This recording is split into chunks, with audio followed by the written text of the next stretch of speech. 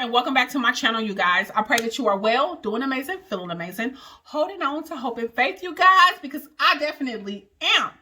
And just know, it will not always be like this. It will not always be like this.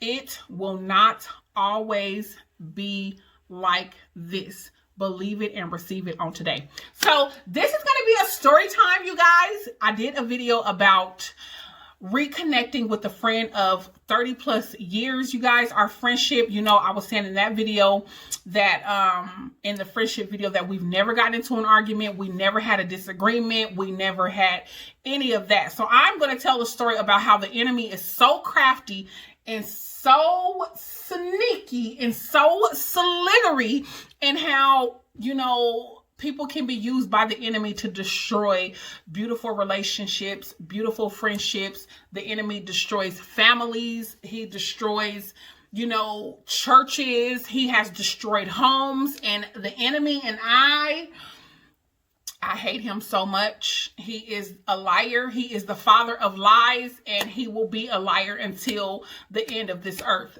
In the pit of hell is where he belongs, and anything that he is telling you and anything that he is forced into your mind, you have to believe that you are a child of God, and the promises of God are yes and amen. So with that being said, you guys, so Sabrina and I have been friends for 30 plus years. We went to school together. I mean, we started kindergarten together, first grade, growing up, spending the night. If I'm at your house, you know them type of friends. If I'm at your house and your mama fussing you out, you might as well, you right along with it. You getting fussed out too. If everybody else cleaning up, you over there at the house, you gonna be cleaning up too. It's just, there was no division. There was no separation. I'm your child as far as her mother, who is still living with us. I'm her daughter, and as far as my mom, rest in peace, Sabrina was her daughter. So that was just how it was. Now, within time, we have our own friendships outside of each other, right? So time comes, years pass. I ended up developing a friendship with this girl named Maria, right?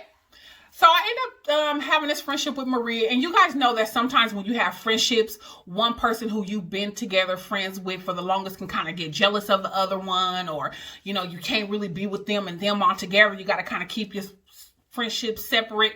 It wasn't anything like that between us. Like, my friendship with me and Sabrina was never affected by any other relationships that we've ever had. Man, woman, child, beast, mother, father. It was never affected, right?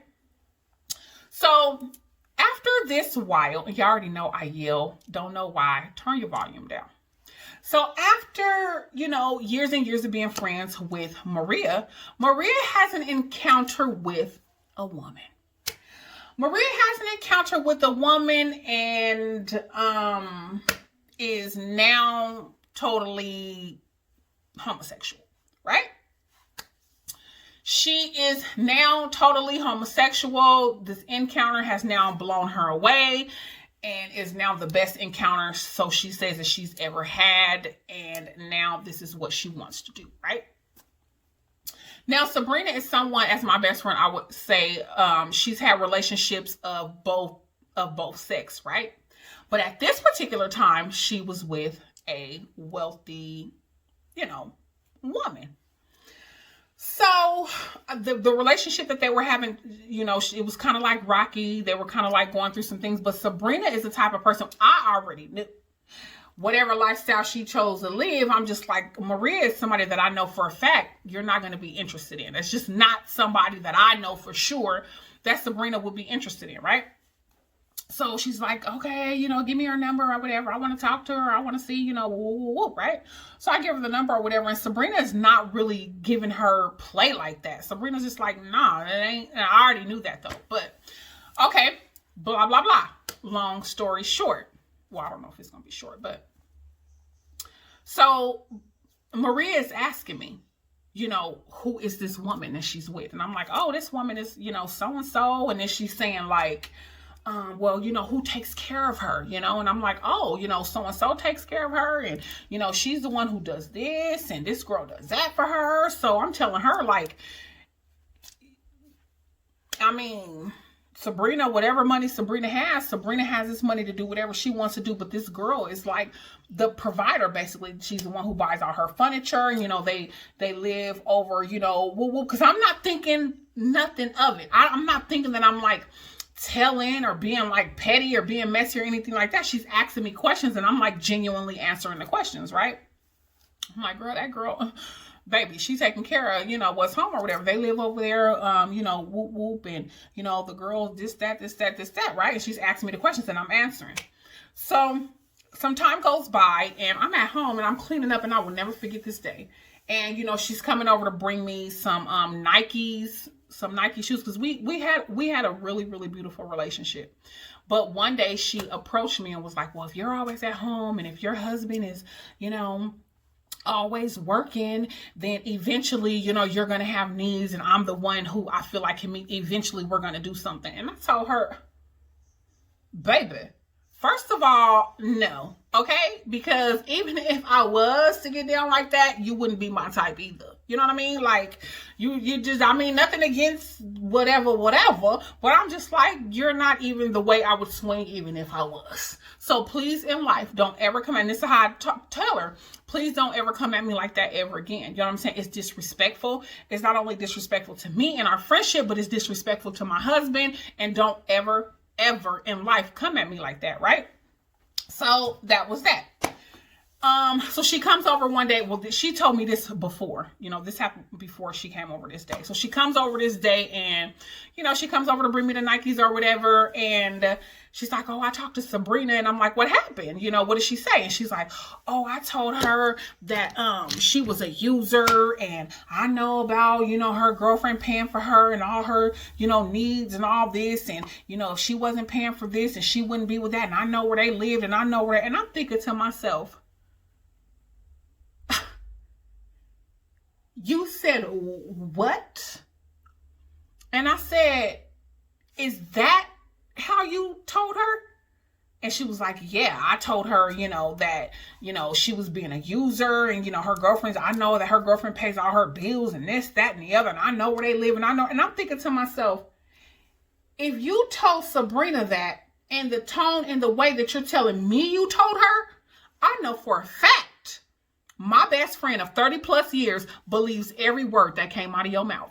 And the fact that she has not called me after you left, and the fact that she hasn't called me and she believes what you said after 30 plus years of us not even having a friendship, oh, now I'm broken. So now I'm broken. I'm hurt. I know for a fact Sabrina's broken and Sabrina's hurt because had the tables been turned, I'd have believed every word she was saying too, the way she was putting it. Like, baby, I must have got up. And I said, you dirty, don't you ever in your life. Why in the world would you say something like that? Why in the world would you try to come between a friendship? Why in the world would you try to throw a monkey wrench in the game and put me out there on a chopping block as if I'm talking about my best friend of 30 plus years? I said, if you don't get up and get the out my house right now, you are no longer allowed. I don't even want you around my kids, because at this point, if this is the type of manipulating attitude that you have, if this is the type of deception that you bear in your heart, I don't want you anywhere around me or my children. That means you cannot absolutely be trusted. So if you don't get up right now, and leave my home, I will beat the living dog crap out of you right now. She was like, no, pick anywhere you want to go. We can go to lunch. We can all have a sit down and I'll explain to her. There is no more explaining, because at this point, you got me looking like a complete messy a-hole. You know what I mean? You got me looking real. I'd be side-eyed myself had I, girl, please get out.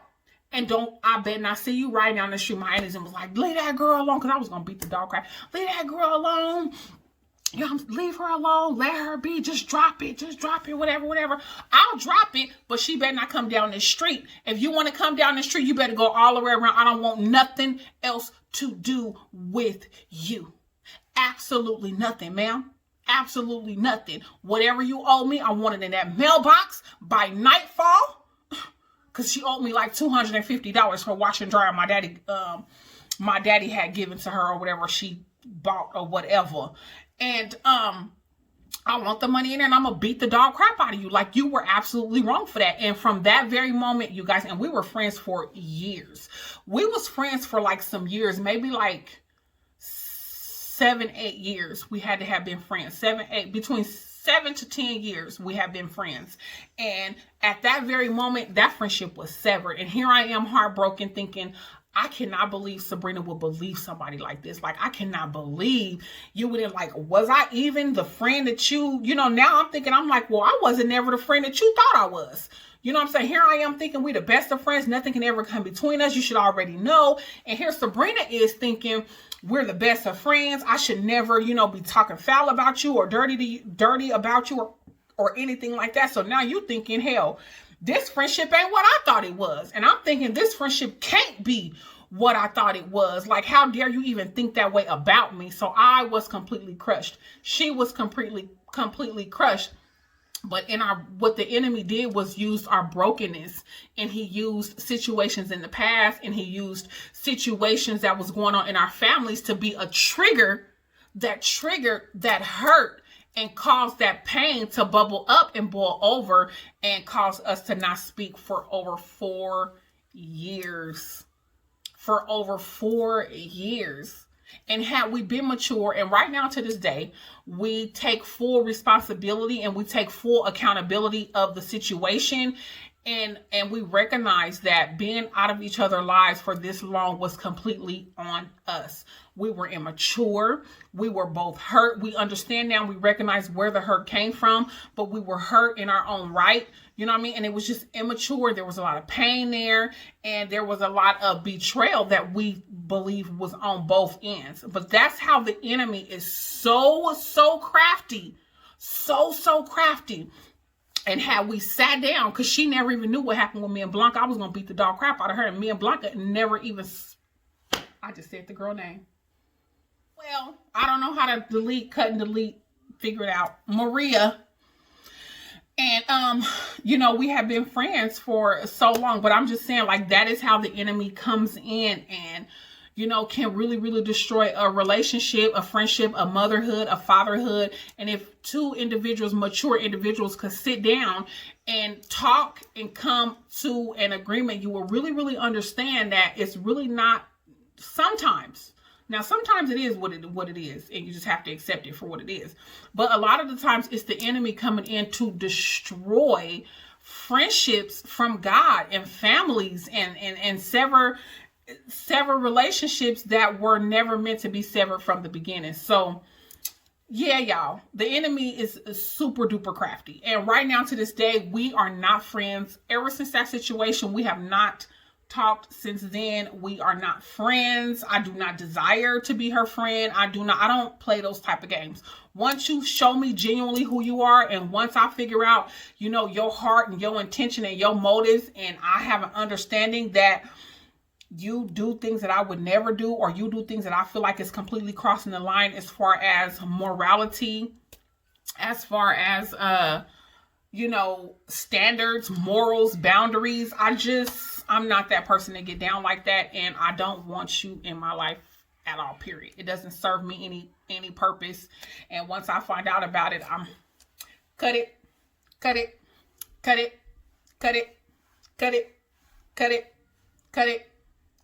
You got to cut those relationships off. And so now that God has restored our friendship, if y'all could just sit in on some of our conversations.